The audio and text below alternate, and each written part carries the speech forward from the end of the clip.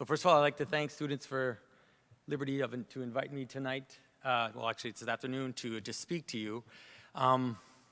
Just a first question. Who actually has ever even heard of me in this room? Okay, that's like about maybe 1/4. So my thanks is because it came at an opportune time because I was getting a bit worried that like my little 15 minutes of fame were going to be spent on talking about Pepe the Frog.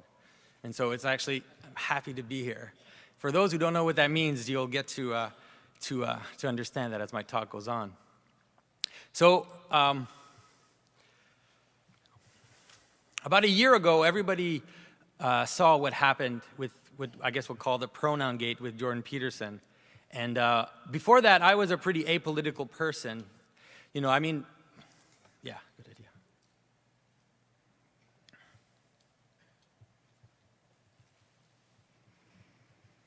I was a pretty apolitical person, just living my life. And I had met Jordan Peterson because I had heard some of his talks, and it was like a year before I'd heard some of his talks, and his ideas connected so much with mine that I was just excited by what he was saying, and I got to know him, and we became friends. And all of a sudden, this thing hit, and here I was watching someone that I knew all of a sudden, watching someone that was one of the most authentic and genuine people I had ever met being dragged in the mud, being slandered, being called a Nazi when he was, for the last 30 years of his life, he spent his time fighting the spirit that could lead someone to become a Nazi. And it was really mind-blowing, and what it did is it opened my eyes all of a sudden. And I started to see things. I guess you would say that I was red-pilled, to use the word that all you young whippersnappers use there.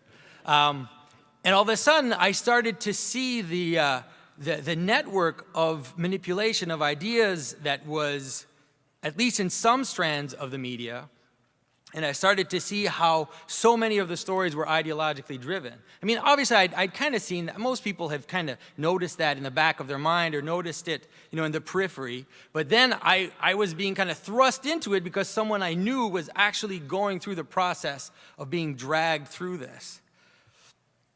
And so what happened is during that crazy time, for some reason, Jordan asked me to do an interview on his channel. And so because in life, I'm an icon carver. I'm someone who's interested in symbolism in general. That's what connected me with Jordan. I couldn't help but interpret what he was going through the lens of symbolism. And so we did this video together called The Metaphysics of Pepe. And then since then, it's been absolutely insane. Jordan is not his fault, but he dragged me down into this rabbit hole. And I've just been kind of following through and doing what I can to speak forthrightly, let's say, and to say things, to notice what's happening and to talk about it. And so it became obvious to me that even the CBC, even like the big media organizations, they were in a very strange situation. But also, in general, like the kind of mainstream media, it was coming to a point where they would give you the news in 2-minute segments, clickbait articles. And they would just draw the line real straight in a short article so that you knew exactly what to think, exactly how to see the world.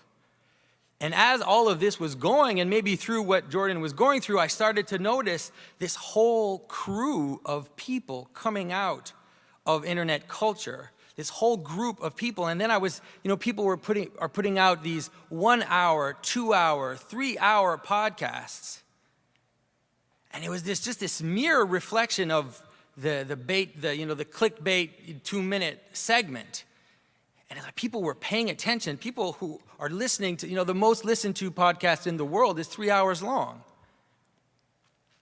So the idea is, what is happening? So hopefully, this talk, I'm going to try to trace, using images and stories, try to help you to understand how is it that we came to the spot where we're in right now. How it is that most people have this strange feeling that the world is upside down. How did that happen? How is it that How is it that people who are trying to say reasonable things are being treated as if they're crazy, marginal, completely off the track thinkers?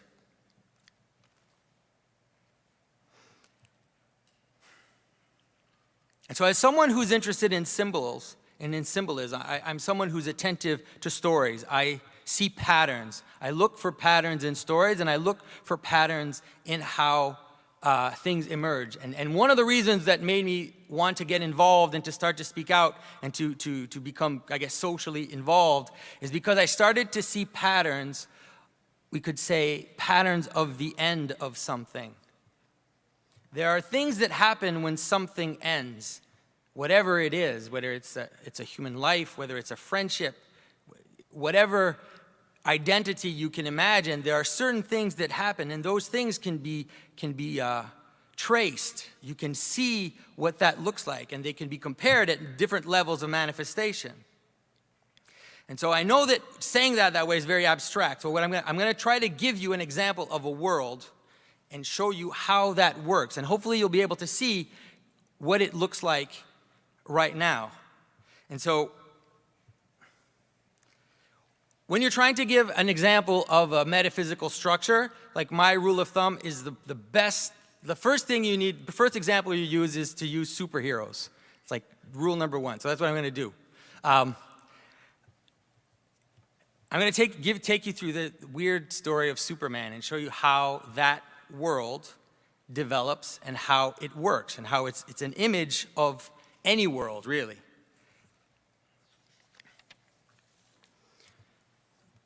So let's take this idea of Superman, first superhero. It's a great idea, right? Alien being comes to the earth from a destroyed world, has all these superpowers, becomes a hero, has a really nice, neat costume, and so very simple, basic idea. So I want you to imagine this idea as, let's say, a spark or a golden ball that's being dropped in a pond of water. So it's an idea. You drop this golden ball into a pond of water. So it's like this idea of Superman is dropped into the collective imagination. So what happens is there's these waves that start to grow out of that contact between that spark and the world, that spark and the pond. And the waves start to grow out of that contact. And the rings get bigger and bigger. So you put out a comic book every month for like 20 years, what do? Right? You take that basic idea and you expand it. Superman, what's Superman? Oh, Superman is this? Okay, so he fights this big evil thing. He protects us from this other thing. And then his relationships start to develop. His relationships start to become more complex.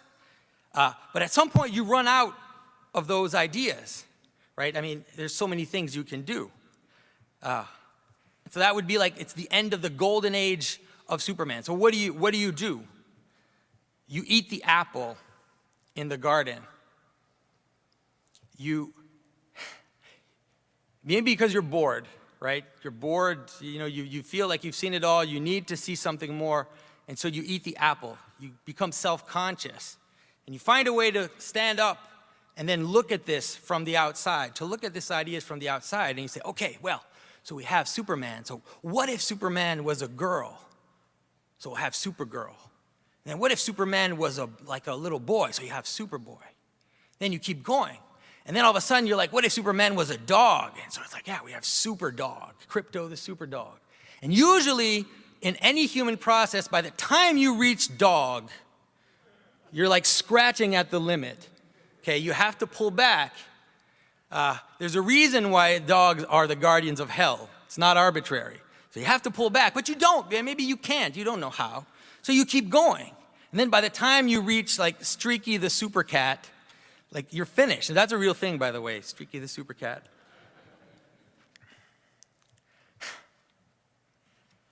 And then after a while, like you have like, Superman had this like town of miniature Kryptonians in his like lair. And then he had this like huge army of like bad Kryptonians who were his enemies. And then he had like an army of robots which looked exactly like him, which were flying around the world and like saving the world like as much as he is. So it's like, it's like the world is drowning in like Superman. At some point, Superman is like just one amongst all these super things, all these idiosyncrasies. And it comes to a point even where like all the superheroes are just a knockoffs of Superman, and they get more complex and more subtle, and then we look back and we see Superman and like, how boring is he? Like he's just so obvious, like so straightforward and boring. There came a time when even his superpowers became so like precise. He was a super ventriloquist, and then like a super hypnotist, and he could like move planets and go back in time and like go through dimensions. And it's like, what the heck? What do you do? There's nothing left to do. You've like filled the Superman world to its limit. There's nothing left to do. And all these idiosyncrasies are there on the edge.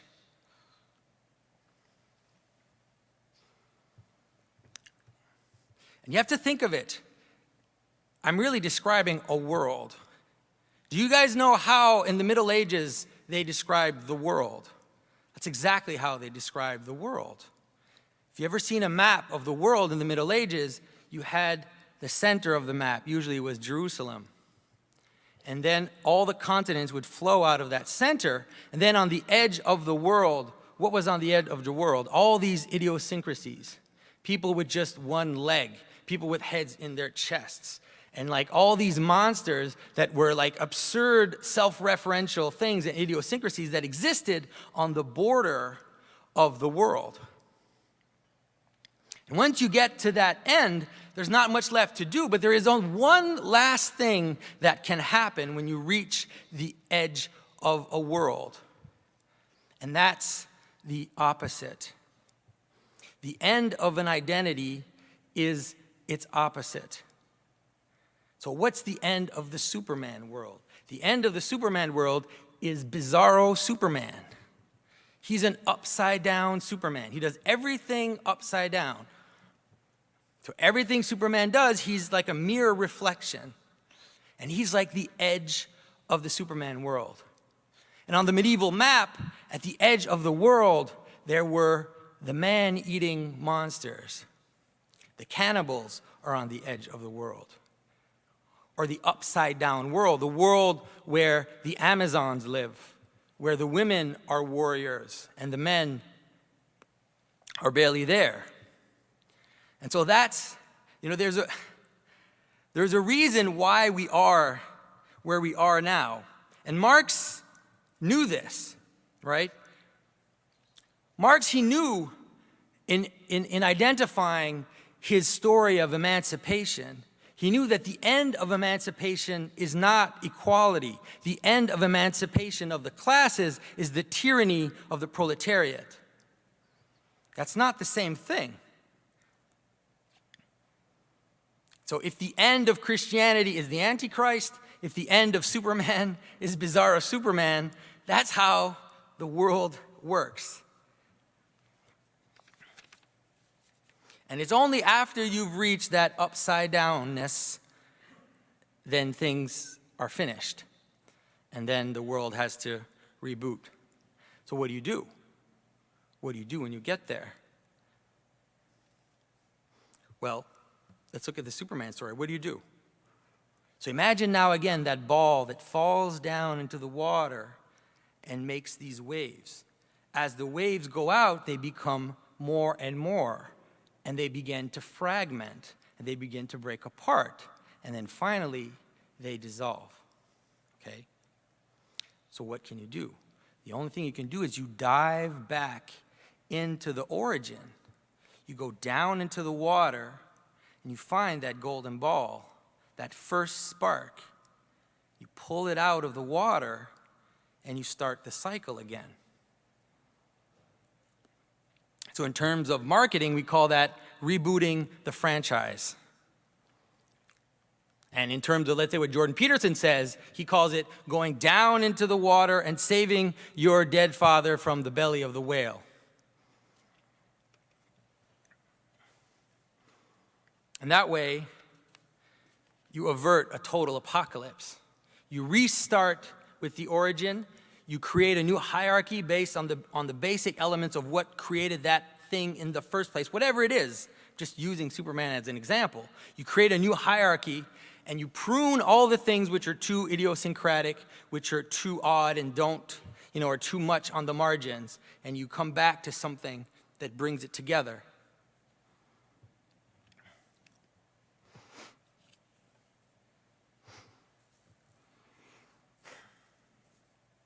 So a lot of you might think what I just described is weird, because using stories, a lot of you more rational engineer types are going to struggle with what I just said. So I'm going to give you one last example of this process, but I'm going to give you one that is as technical as I could think of. Now imagine you're in a large room and there are 1 million buttons in your room. And your job is to sort the buttons, right? And your job is to sort the buttons between two bins. There's a green bin, and there's a blue bin. And you have to sort the buttons. So you start sorting the buttons. See a green button, put it in the green bin. See a blue button, put it in the blue bin. You keep going. And once in a while, you see a button that you're not quite sure, or you're not quite sure exactly where it goes, but it doesn't matter because you've got 1 million buttons to sort. So you just ignore it. You keep going. Keep sorting the buttons. I don't know how long it would take you, probably years, to sort the buttons. And then you keep going, and then you see another button that doesn't totally quite fit. And then maybe one time you see a red button, you're like, what exactly is that doing there? But no, it doesn't matter. You just keep going because you've got so many to sort. And at some point, you come to a time, let's say to a time where you have 1,000 buttons, and you can't sort them anymore. All of them don't fit. There's some kind of weird blue-green or green-blue, or they're too dark, or they're too light, or maybe they're just red or yellow, and you don't know what to do.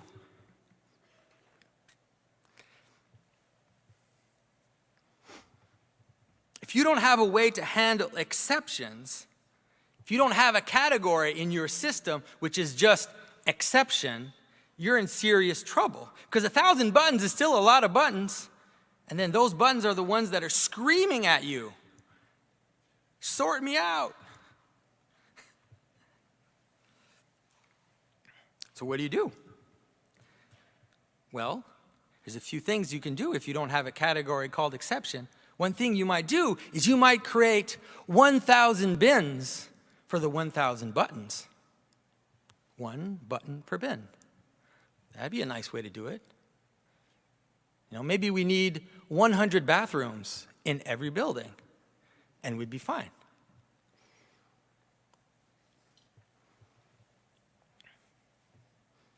Maybe you're such a crisis that now these 1,000 buttons are screaming so loud that you start to question the very categories that you use to sort the 999,000 buttons. And you start to say, well, actually, maybe there actually isn't a difference between blue and green. Because I've got 1,000 buttons, and they're neither.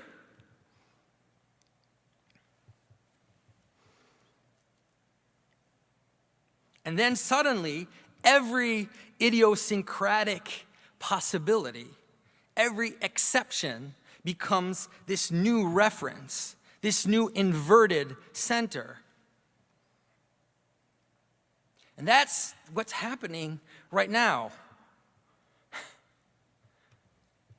We are at, I won't say it that way. Let's say that our civilization is running out of gas. And we are seeing some very strange phenomena because of that. And what we're seeing is the last gasps, let's say, of the whole modern project of emancipation / control that came through the West.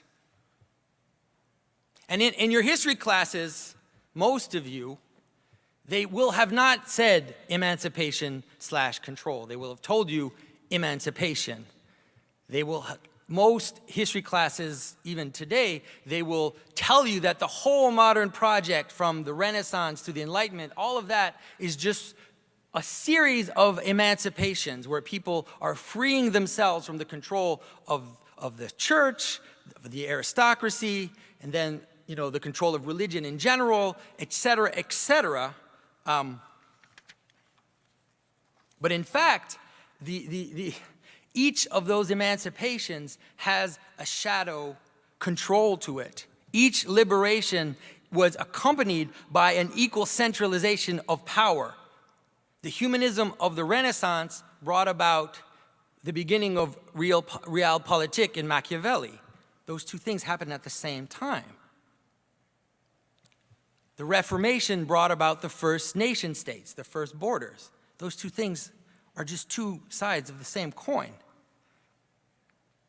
The French Revolution brought the Emperor Napoleon.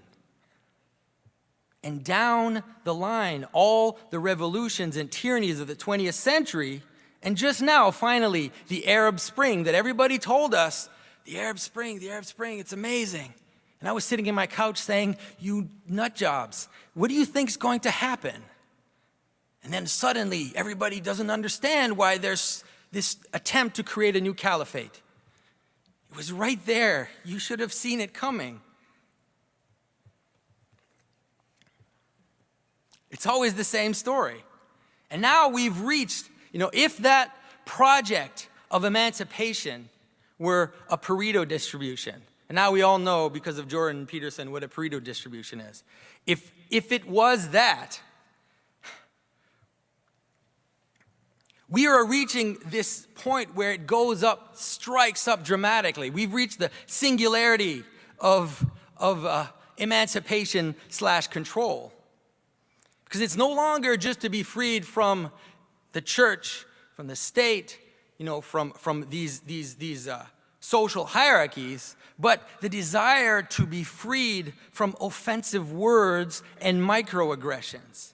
Basically, to be freed from any ambiguity, not only in fact, but in intention. The desire to be freed not only from your violent words, but your violent thoughts towards me. And the last upside down contradiction which appears in this project is that we've seen this crazy upside down hierarchy of victimhood, where the person who can accumulate the most minority, the most marginal identity, who can tell the most stories of being the victim, now becomes the unquestioned emperor of all. And this leads to its own upside down absolute authority, which legislates differences, which wants to reprogram your implicit thoughts. To make sure that we bow down to this new hierarchy, not only in action, but in thought. You cannot get more extreme than that. And the internet, that great promise of absolute freedom, right? That's what they told us. The internet is going to be the most freedom that anybody has ever seen in the history of the world. And now we are finding out that from search to email to social media, it is also a system of control where all your interactions are recorded forever, it seems, and can be searched through algorithms and bots in order to manage even your private relationships. We have no idea how far that will go. But when Zuckerberg is boasting about creating a mind-reading social network, we should all be very afraid at how our systems of information, which promised us the greatest liberty in the history of humanity, is actually becoming a tool of ideological control, the likes of which humanity has never seen in its entire history. And I'm not saying that either emancipation or control are bad things in themselves. It's only when they're taken to their extremes, when they're seen in their extremes. It's only when The head of the serpent has reached its tail. And the thing you wanted turns into the very thing, it's very opposite. And you don't even realize that it's happening. And that's what we're seeing around us right now.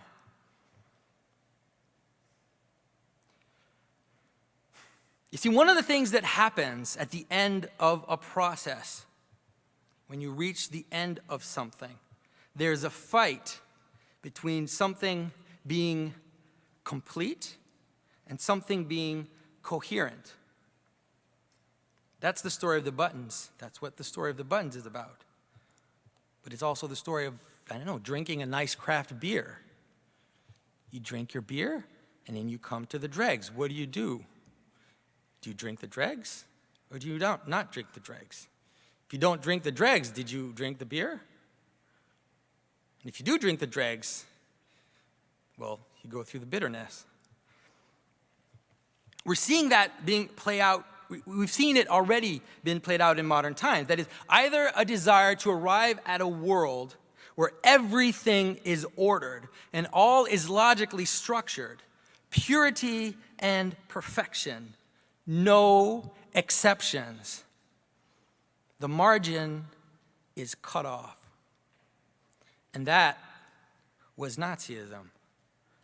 Or else we have a desire to create a world without margin, without hierarchy, where all are included and all are equal, no exceptions. And that was communism. And both ideas are absolutely murderous. But those two realities, the complete and the coherent, they're real ideals, right? In a way, they're the two basic poles of being, and they just can't be brushed aside. But we're meant to live in the middle of those two opposites. We're meant to mediate those two opposites. But when we see those two opposites rear their heads again in the world, well, it's just one more sign that the world is falling apart and solidifying completely at the same time. And it's very odd, but I know that everybody here can get examples in their mind in a second of how those two things are happening at the same time. Right? And the only solution is to dive into that dark place, to get that golden ball, find the seed, the thing which both binds us together and opens up unto growth at the same time, which binds us together but also opens up into variability and difference. So who does that? Who can do that? Who can dive down into the waters and find that? Now there's a story of Gilgamesh and Enkidu. Now, Gilgamesh was the great Mesopotamian king of Uruk. And he was a tyrant in his own way. And his tyranny was only balanced out when he united himself to, like a brother, to Enkidu. And Enkidu is the wild man. He's the savage, half beast, half monster. He came out of the forest to confront Gilgamesh in his abuses. And it's the union of those two opposites which creates a viable civilization. So one day the king drops his ball and his mallet into the underworld. But it's not the king who goes to get it. Rather, it's the beast hybrid Enkidu who descends into death and finally returns after much travail and the help of the gods with the ball. So it is the hybrid, it's the monster, it's the trickster who gets the ball. It's the thief, Aladdin, who finds the lamp.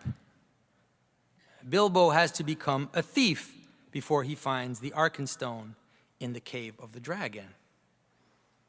You see, the marginal trickster character, right? That character is the character that uses these limits, uses these ambiguous, idiosyncratic things. You know, he's a shapeshifter. He changes shapes. he's disguised. He uses these in-between spaces of the world to get what he wants. He uses inversion to reach his goals. But at the edge of the world, at the end of the world, when the world is already upside down, what is a trickster to do? Well, the only thing that the trickster can do is to restore the center, is to put the world back on its feet.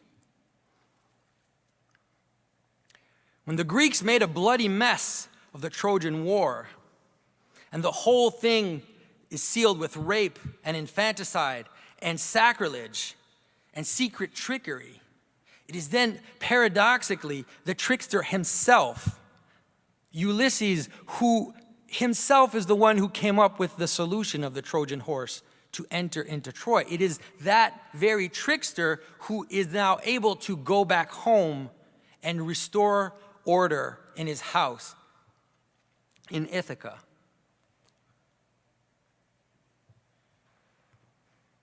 So we can see it in the stories. It's there in the stories. We notice the pattern. But it's difficult to know what that looks like in real life until you see it happening before your very eyes. And right now, we're seeing it happen before our very eyes. Everybody has noticed this strange group of pundits, we could call them, who are all coming up from the margin. Quite literally, from the margin. They're rising out of internet culture. And they are usurping television and mainstream media with guerrilla tactics and with searing laughter. And it's been really fascinating to watch them come up. And what's strange is if you look at that group of people together, they're a seriously ragtag bunch of folks. If you look at them as a group, they're the type of people that would never in a normal world be seen as together.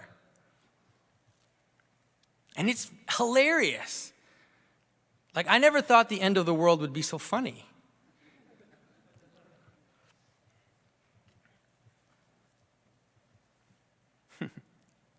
So when you see, liberal, gay married Dave Rubin spend an hour talking to evangelical conservative Steven Crowder, what is happening?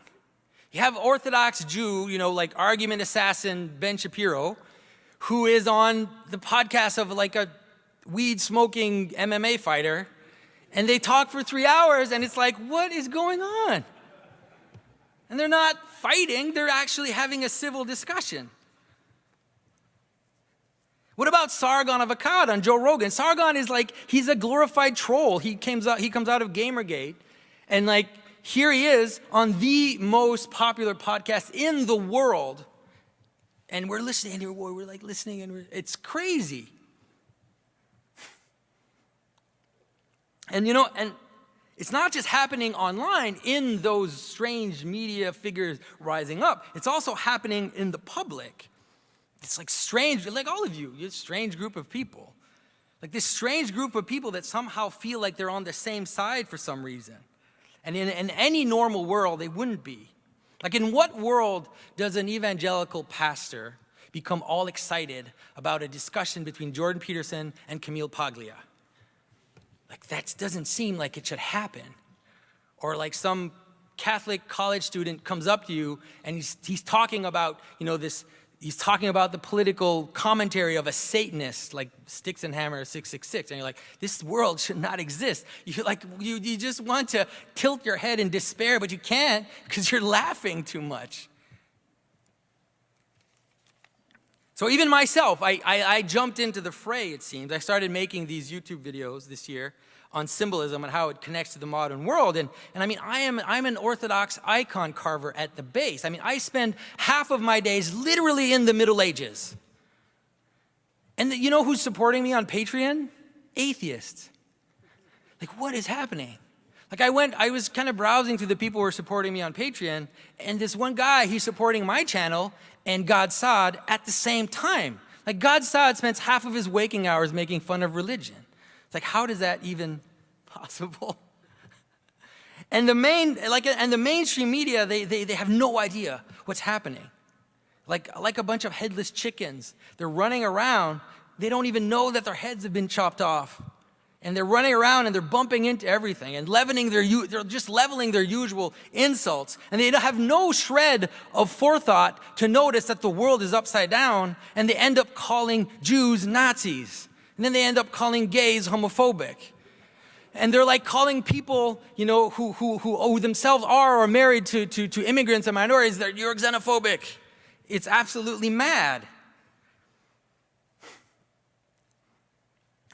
And like I said, you just have to laugh. You can't stop laughing. So in trying to find the best archetypal story, let's say, to describe this process, like how is it that this crazy marginal group of people are coming together? Like, I had a few ideas. Like the first idea that I thought of was the story of King David in the Bible. But in the story of King David, when David was this secret and hidden king, and no one knew that he was the king yet, the actual King Saul became this tyrant and a very disturbed figure who was like trying to like raise dead people, just very disturbing person. And he's trying to, kill David with his lance. And so David ended up hiding in a cave, and he gathered this ragtag group of thieves and debtors. And he had this like crazy band of guys. And then he sometimes even pretended that he was fighting for the other side. He pretended that he was fighting for the enemies of Israel, while secretly he wasn't. So David was the first LARPer.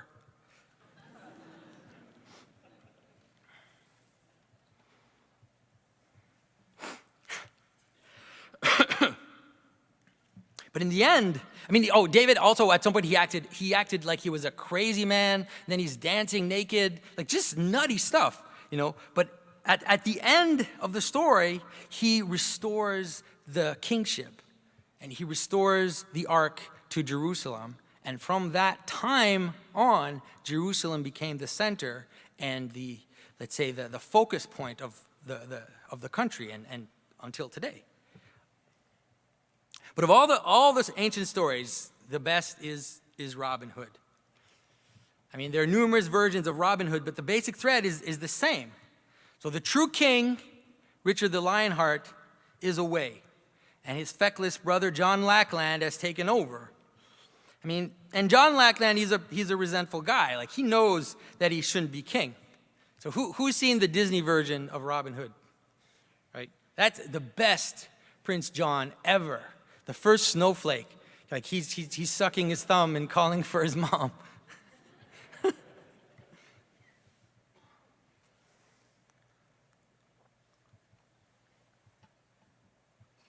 And in that story, the noble spirits, they have to become thieves and outliers. They have to disguise themselves. The sly man becomes the hero then. They hide in the margins. They hide in the forest. And when you see them, they are this like ragtag bunch of peculiar characters, people who probably wouldn't have fit together in any other circumstance. You've got the enforcer, Little John, and you've got like the clergy, Friar Tuck guy, and Will Scarlet. And Will Scarlet is Milo, by the way.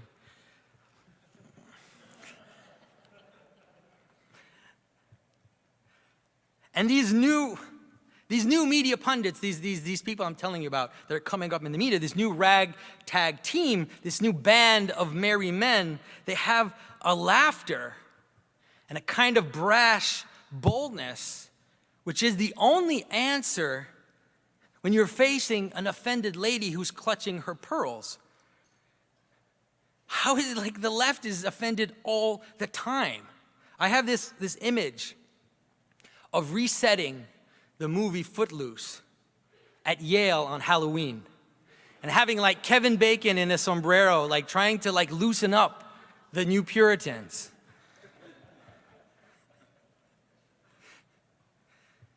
So what is it that unites this new group of pundits, like this ragtag team of merry men? What is it that they're bringing out of the dark corners of the internet and alternative media? Well, it's speech, of course. Freedom of speech, opposition to political correct tyranny. But in its best moment, it's also truth. a desire to work out what's true, even though it can be painful, at least willing to put out your arguments against your opponent in an honest debate or discussion, and not try to shut down whoever disagrees with you. Now, since the last year, I've been kind of making videos and doing events with Jordan Peterson, and there are those who have characterized me as like the Jordan Peterson sidekick. And it's like, that's fine. There are worse things to be in life. But to be honest, there's a whole lot of things that I disagree with Jordan. Like, there's a whole lot of basic premises that we don't necessarily eye to eye, but there is a reason why I have aligned myself with his project. A reason why I aligned myself with him even before this crazy pronoun gate. And that is because he aligns speech and truth with purpose and virtue. And when you put those together, speech, truth, purpose, and virtue, what you have is logos. Logos is the Greek word for word. Logos, the word, is the basis of the Western tradition. It means word, but it also implies truth and reason. Reason in both ways that we use that word. Like reason as the purpose of something, like the reason why he's wearing a crown is because he is king, but also reason in the sense of logic. You can see the word logos in the word logic.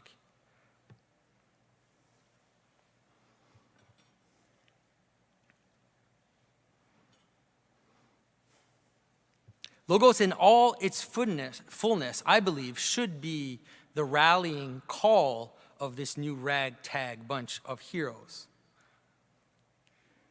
Now, you know Jacques Derrida, the famous postmodern critic, he saw that as the main crux of the West. He called it out. He said that the center of the West was logos. And he used that to decry the West as being logocentric. But he only saw the logos as this imposition of power, the imposition of a center of meaning through a kind of violence on the margin. But we have to understand that logos, reason, purpose is the reason why there's anything at all. It is the marker of all any identities, any object, anything has a center which holds it together. It could be a pen, it could be happiness, it could be anything.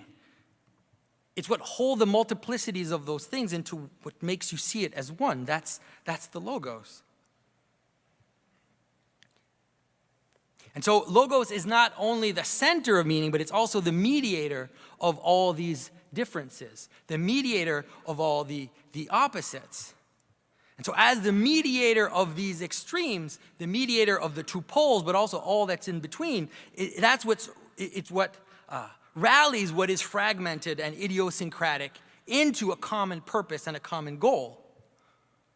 But it's also what preserves multiplicity and variation within the horizon of that center.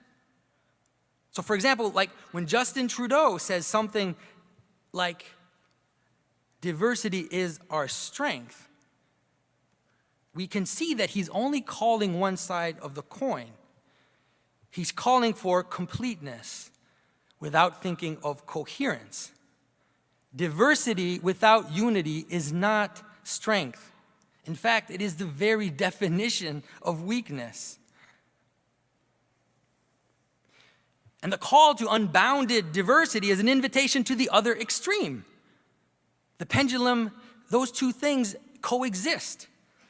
It's a call to the other extreme to manifest itself. Extreme coherence and purity. And what was it that they said in Charlottesville? Blood and soil. You will not replace us. And unity without diversity is also not strength. It is brittle. And eventually it shatters. None of this is helping. So my call is that true logocentrism what Derrida derided is diversity in unity. It's the need to bow our idiosyncrasies to the common person, to a common good, and also know that that common good will not swallow all of our particularities into absolute conformity. Logocentrism is balance. I even dare to go as far to say that logocentrism is love. And that's why I think that as this new media uprising, these new media pundits continue to flourish, all of those that rally around them commit themselves to speech, to truth, but also to purpose and virtue. And I think that logocentrism is the best name for that. And it's the best name, first of all, because to use that name will annoy the hell out of postmodernists. It will drive them absolutely insane. And we can have just a bit more laughter, let's say, or a few more waves of that. But also plunging into the waters, into strange hybrid amphibious forms that we've all taken. Finding that golden path, finding the truth, the purpose of our lives, of our families, and walking on that path of logos. We will become upright, forthright, and active participants in our own lives and in our community and in our country and whatever it is that rallies us together. And I believe that that's the only way to get out of this mess. So thank you.